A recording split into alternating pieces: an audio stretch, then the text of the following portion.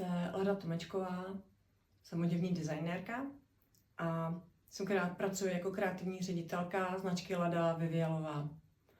V oboru pracuji přes 20 let a módní průmysl jsem si vybrala,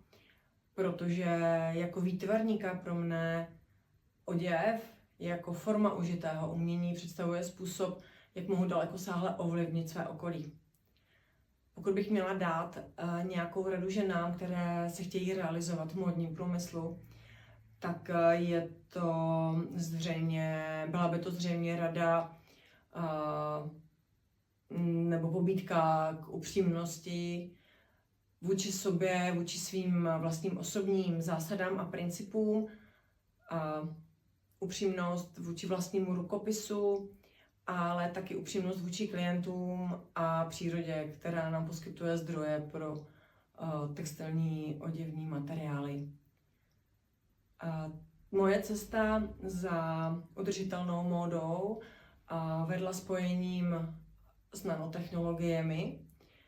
protože nanotechnologie, přestože jsou poměrně nový obor, tak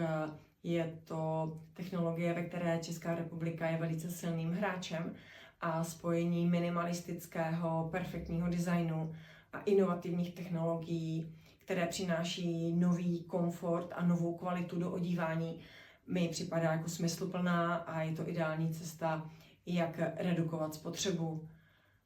Veškerá výroba, kterou my provádíme, se realizuje u nás v České republice, máme ji celou kontrolovanou. Díky tomu jsme také hrdými držiteli certifikátu OEKOTEX, která stvrzuje náš zodpovědný přístup